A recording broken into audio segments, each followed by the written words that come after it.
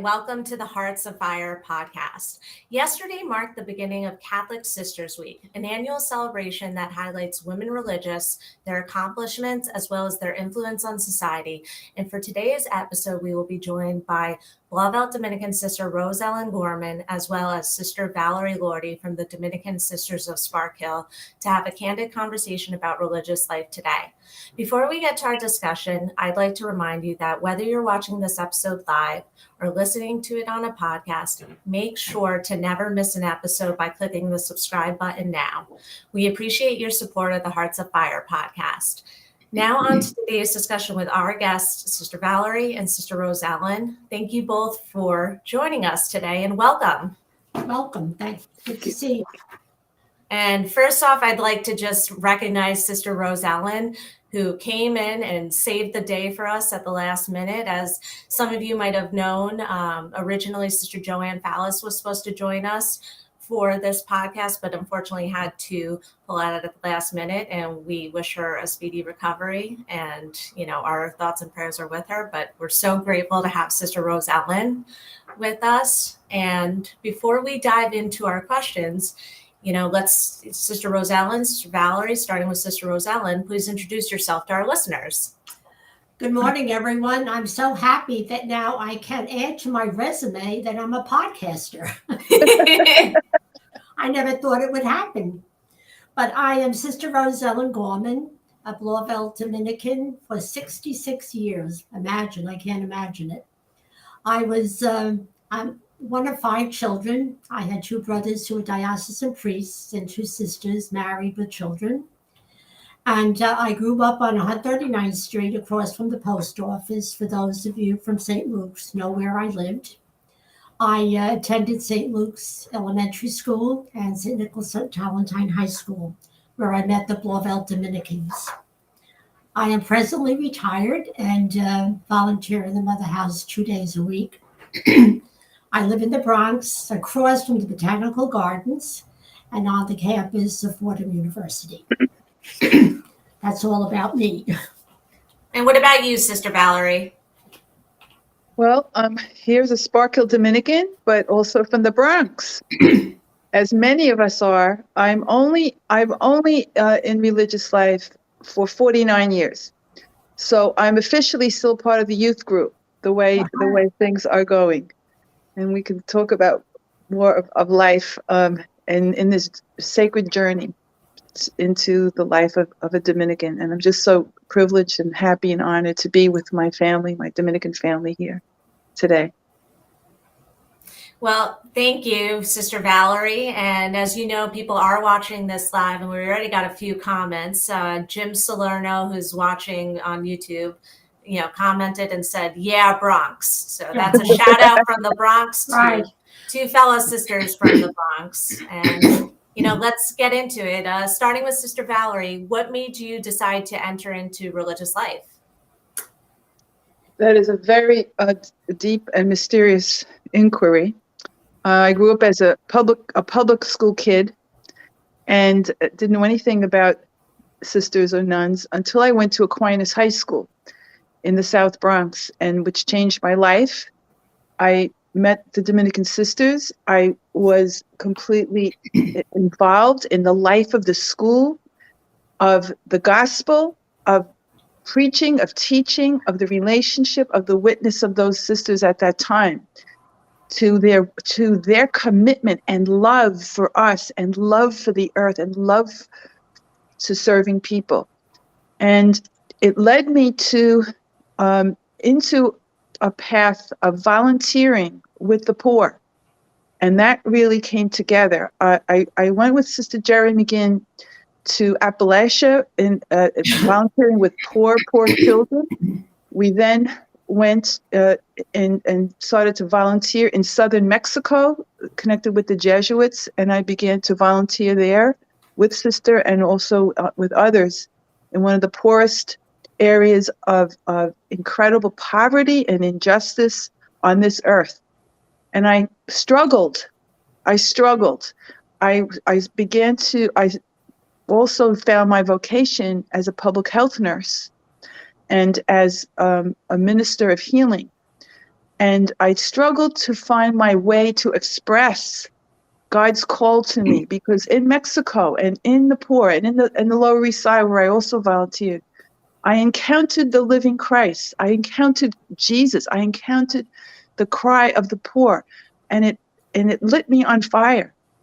And I wanted to become a communist, because it was the time during all of the protests. I began to protest. I began to be part of every social action movement in terms of racism, the end of the war, women's liberation. But I couldn't find my place until I began to meet with Dominican sisters in their apartments every Friday night, and we would read the scriptures and pray together. And they struggled with me, and I struggled with this, and it just began to become a light and a calling. And I knew I needed to express my commitment to this earth and to this God in a way that I could be in community, I could be with sisters, and I could have a spiritual family. And I just threw myself into this path with one of the sisters, Sister Sue. And that was 49 years ago. And life has never been the same. And I have been a missionary. I have been to many, many countries across the world. And that has also been part of my life and mission. I don't know how much you want me to say.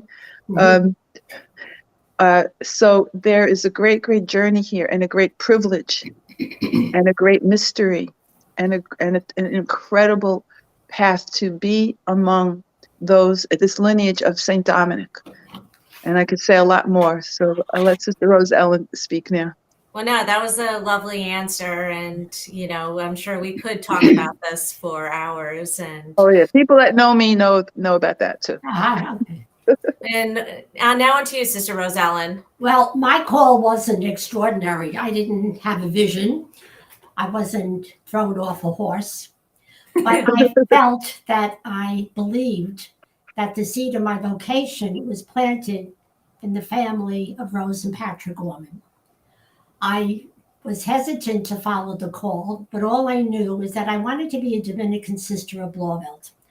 I wanted to be like the sisters who taught me in St. Luke's and St. Nicholas of Tolentine. They were dedicated, happy, life-giving, serving with all their hearts. And I wanted to be like them. I wanted to teach. And when I thought about it, I kept putting it off. After graduation, I worked for 6 months at Prudential Insurance Company.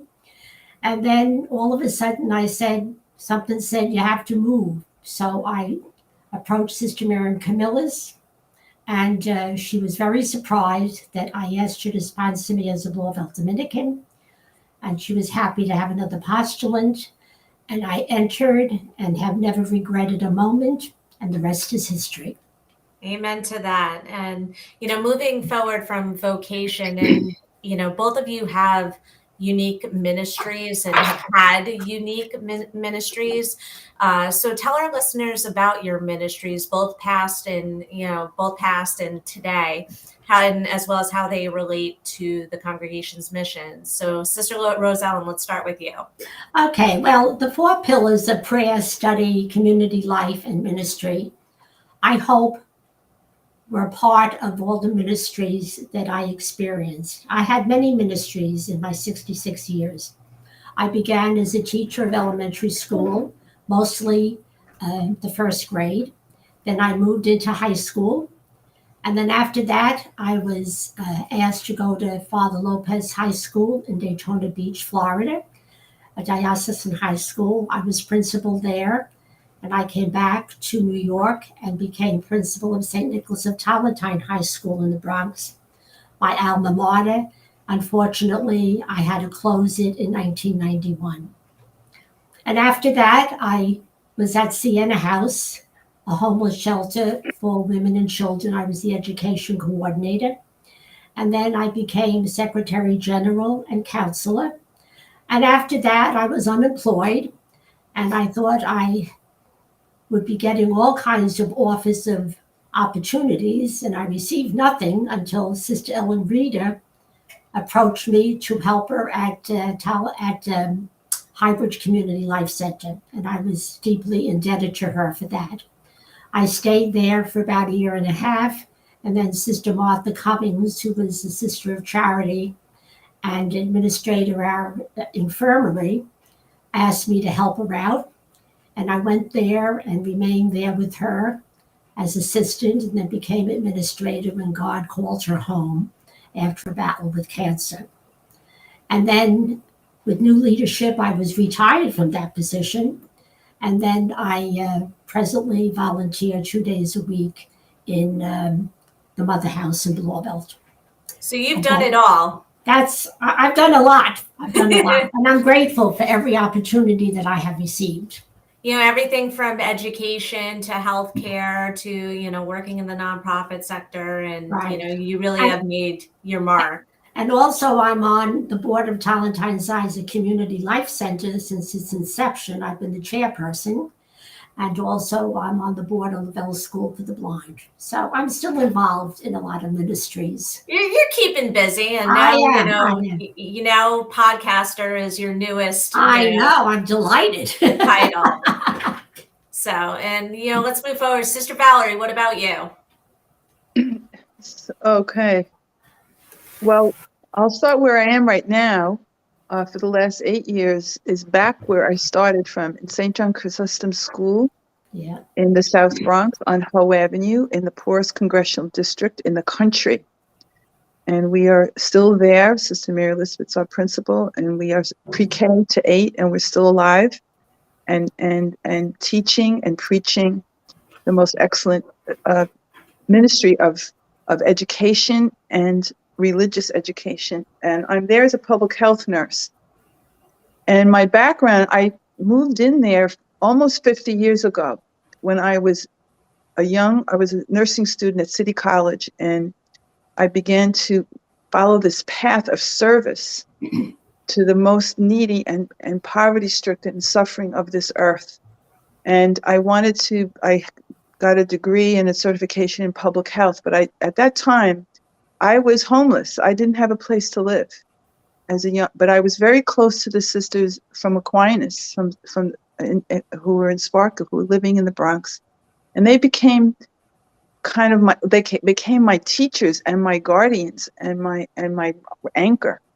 So they invited me to live in St. John's for the last year of graduation. And at that time, I was discerning and listening and exploring. And it was kind of, even though it was a long journey, it came as a flash.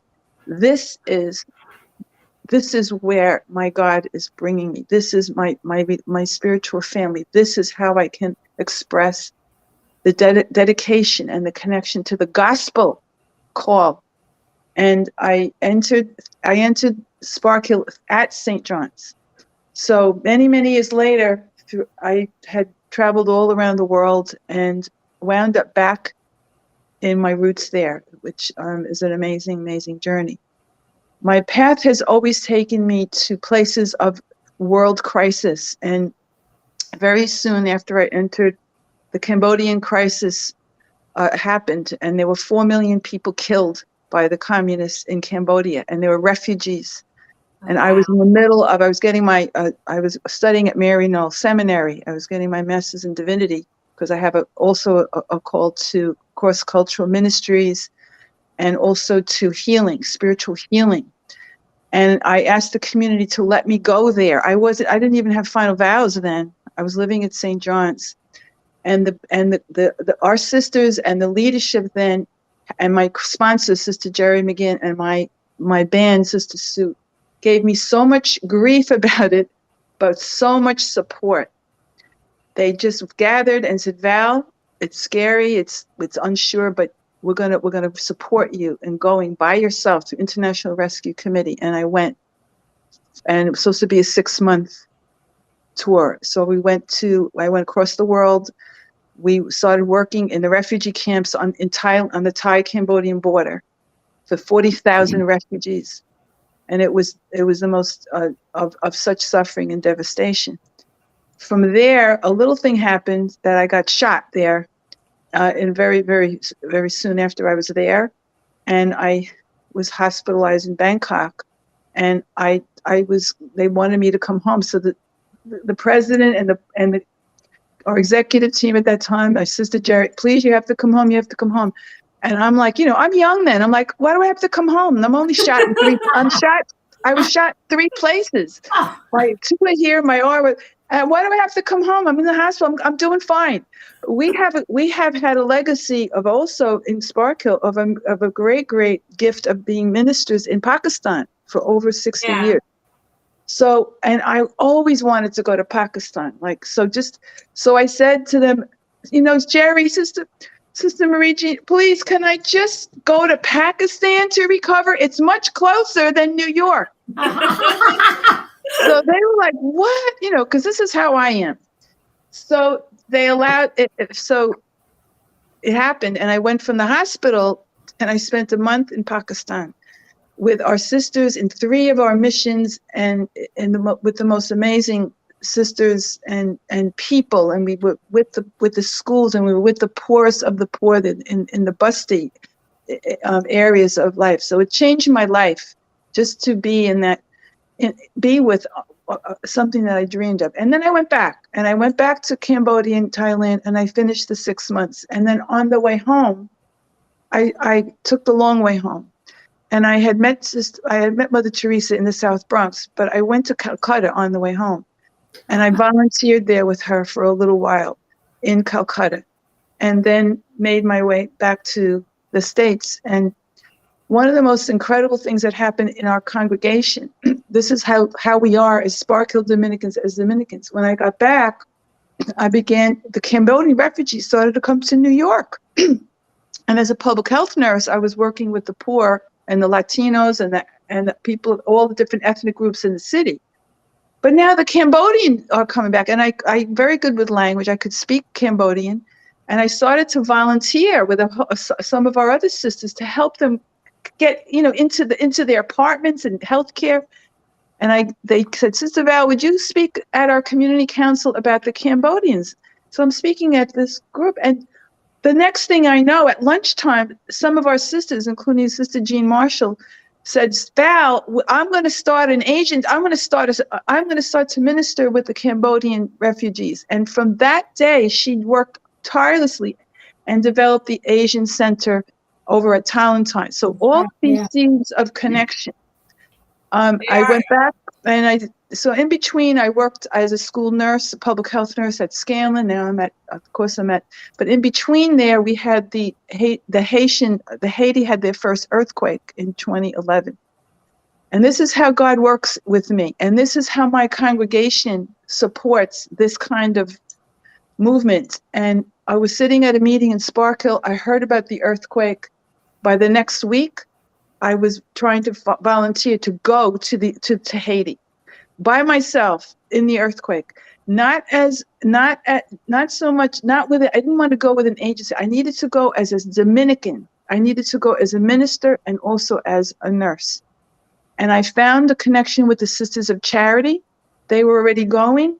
I went by myself in the airport. I crossed the barriers, crossed the borders, and into the most devastating scene I have ever seen besides Cambodia, of 300,000 people killed, bodies everywhere, people suffering. So my congregation supported this, and I couldn't ever have done it without that communion and of all of us. And then I came back, and that was 13 years ago, I think. I'm not so good at math. And since that time, we have now, among OPSCC, Sister Didi came, other Dominicans came from Corvo, and so over the summers we have gone down there and developed all kinds of training programs, medical care, and we are still there. So we have that kind of mission, and that mission then connects to our schools here up in the schools that we are.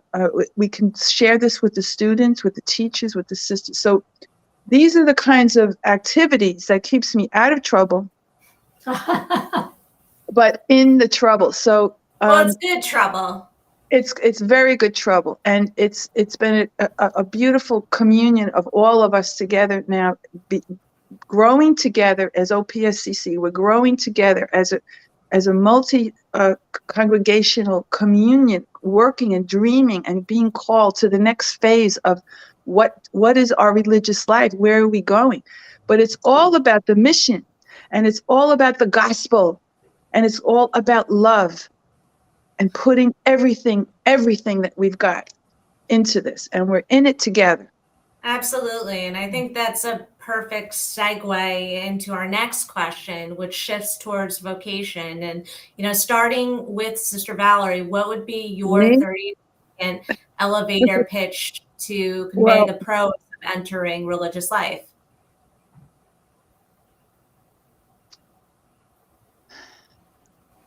It's hard to put it in 30 seconds.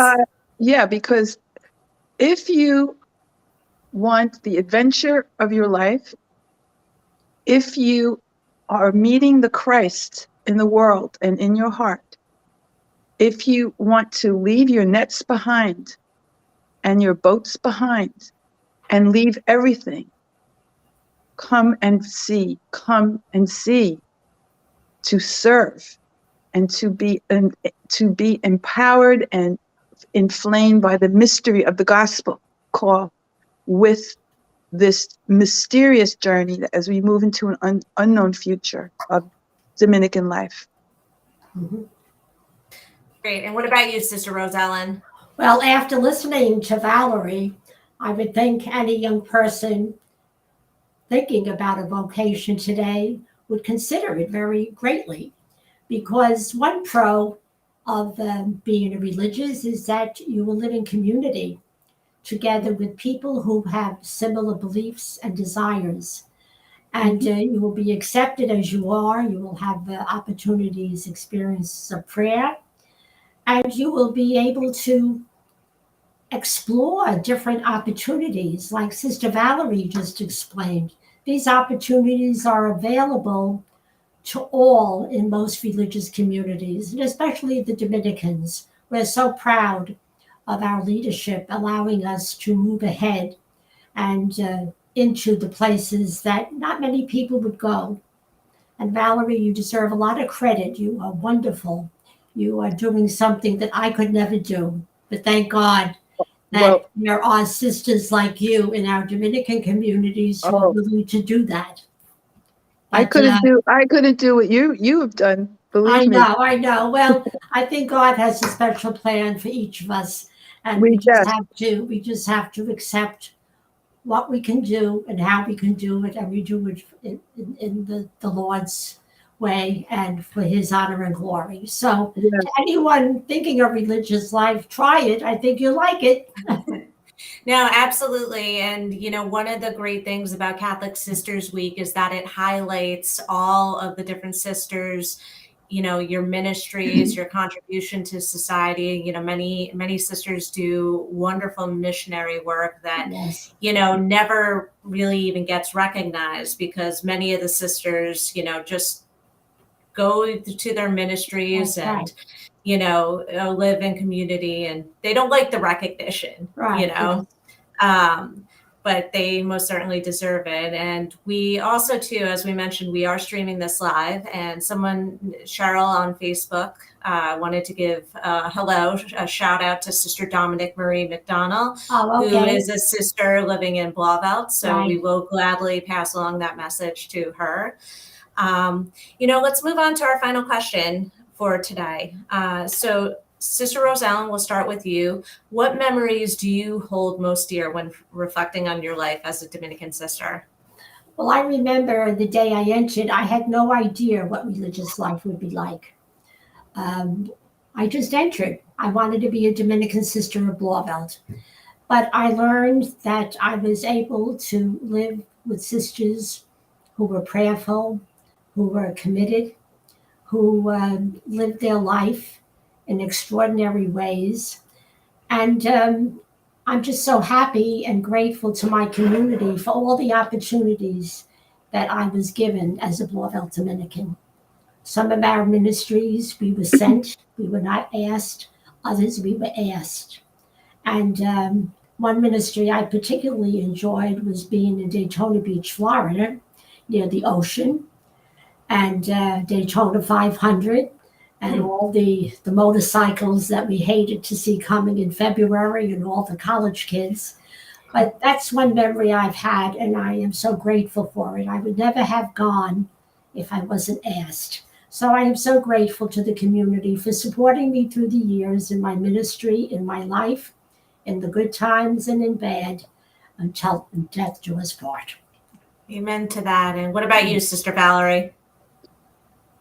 So many, it's hard to bring this up, but I want to just recall my sponsor, Sister Jerry McGinn, and my band, Sister Sue Wojciechowski, both who were killed and who are living in the light, who are alive in God's spirit. And with Sister Jerry, she was my Latin teacher, Hic Haec Hoc, in Aquinas, and she became my sponsor, and she became like my spiritual mother. And she followed her call to Maryknoll Associates and into Bolivia. And I had the privilege of spending a month or two with her in this Quechua village in Bolivia, with the people. And what I shared there, what I learned there, is with me my whole life, and it led me to a path of studying indigenous peoples and healing and service. And very soon after that visit, Jerry, along with the little orphan boy and a few of the other missionaries, were killed in the flash flood. Mm-hmm. When I got back from Cambodia, I visited Sue in St. Louis, where we have many of our sisters also, and to be there with her and to share that journey with her. And she followed up by going and volunteering in Pakistan. And I want to honor her memory. And she became a novice director there. And when we were having chapter here in Bahawalpur, that was the beginning of the Taliban in Pakistan. And she was murdered. She was shot.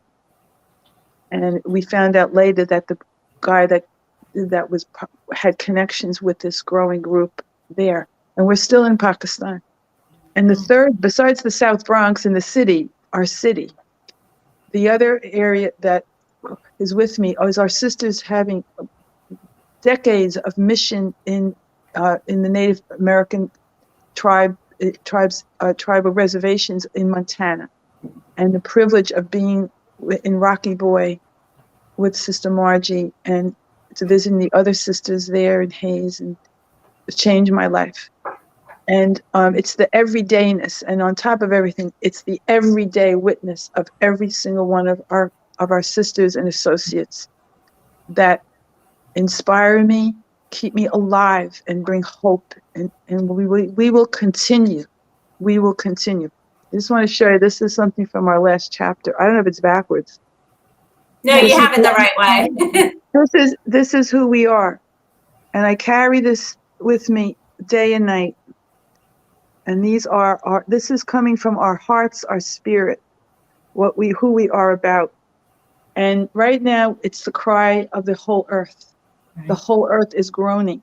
And we are part of this great movement now with Laudato Si. And I like to call it Laudato Seed. We are about planting new seeds. Laudato Si, the seed of peace, the seed of love, the seed of justice, the seed of new creation, the seed of caring for the earth and the poorest of the poor. And we will do this in this life, and we will do this when we are in heaven. We have the communion of saints and angels. We have the Dominican saints and angels with us every second of our life. And we are one. We are one. Absolutely. And that's the message. Amen. And amen to that. And before I let you both go, I just wanted to share one more comment from folks who are watching on our YouTube page. Jim, who tuned in, who commented before, he's an alumni of St. Brendan's Parochial School in the Bronx. He had the pleasure of having many Sparkill sisters there, and he's still in touch with many of them and visits Sparkill whenever he's in New York. He's very grateful for their dedication to teaching. And one of his dear friends is Sister Margaret Rita Bergen, who also ministered in Pakistan. Yes. And he said he wanted to thank you, Sister Rosellen and Sister Valorie. And thank you, Jim, for tuning in, and also for everybody who is tuning in. And most importantly, thank you, Sister Rosellen and Sister Valorie, for joining us today, giving up your time and just sharing your story Right. with all of us. We really appreciate it. And Well, we thank hope you. you will join us for future discussions. Okay. Thank you. Thank you so much, Katie. We are the Order of Preachers, so we Right. love to talk. Right. Absolutely. Absolutely. All right. Thank you both. I'm going to let you go now. Thank you. And before we go, I'd like to remind you that if you enjoyed today's discussion, please let us know by giving the Hearts Afire podcast a 5-star rating on wherever you listen to your podcast. We hope that you will join us for all of our other Catholic Sisters Week events, which include tonight's Ask a Sister live discussion featuring Sister Barbara Ann Scrow, as well as other Dominican sisters from various congregations, at 8 p.m. Eastern Standard Time. That discussion will be streamed on our YouTube, our Facebook, and Twitter pages. And on Monday, March 14th, we will once again be hosting our virtual Celtic Tea, which will include preaching and a performance from Sister Peggy Murphy of the Amityville Dominican Sisters, as well as musical performances from Kevin Cronin and Kian McGeever. And that event will be streamed on our YouTube and Facebook pages as well. And in 2 weeks, mark your calendars because Sister Seal Lavin will join the Hearts Afire podcast to discuss human rights violations throughout the world. And before we go, I'd like to wish everyone on behalf of the Sisters of St. Dominic a happy Catholic Sisters Week.